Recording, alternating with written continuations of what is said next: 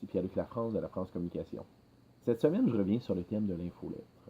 J'ai écrit un texte de blog il y a 2 semaines, environ 3 semaines, où je parlais des règles générales, des meilleurs moments pour diffuser une infolettre. Comme je disais, bon, on peut partir des statistiques de MailChimp qui partage vraiment les résultats de sa banque de données pour se rendre compte que les meilleurs moments pour diffuser une infolettre, normalement, c'est le mardi ou le jeudi matin. En général, en termes de fréquence, on parle de une fois par semaine à une fois par mois. Plus qu'une fois, c'est moins qu'une fois par mois, ben, c'est pas nécessairement efficace pour rentrer dans la tête des gens. Plus qu'une fois par semaine, ben, il faut s'assurer d'avoir vraiment un bon contenu pour ça. Par contre, tout ça, c'est en général. Dans la pratique, je vous invite fortement, et je sais que la plupart ne le font pas, allez voir les statistiques de votre infolettre, allez voir le taux d'ouverture, le taux de clic, allez voir les désabonnements. Si vous voyez une semaine qui a plusieurs désabonnements, ben c'est une lumière qui s'allume.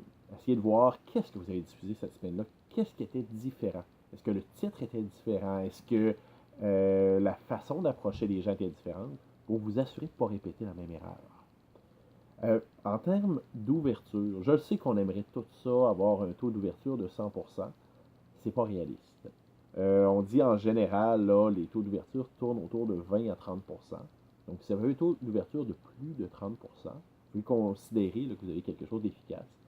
Bien sûr, si vous avez une grosse banque de données, plus vous avez une petite banque de données, plus normalement, vous devriez avoir un taux plus élevé parce que vous avez des gens plus ciblés.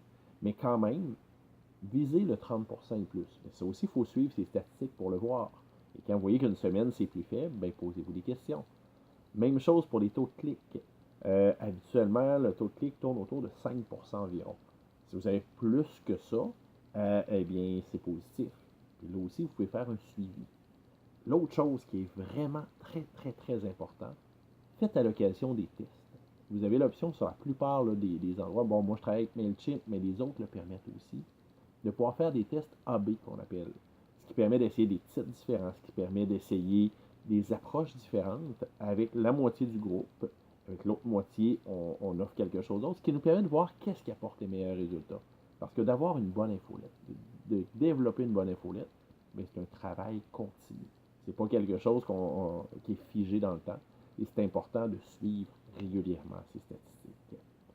Donc, si vous avez besoin d'aide pour le suivi de votre infolette, pour la développer, pour l'optimiser, n'hésitez pas à communiquer avec moi, Pierre-Luc Lafrance de La France Communication.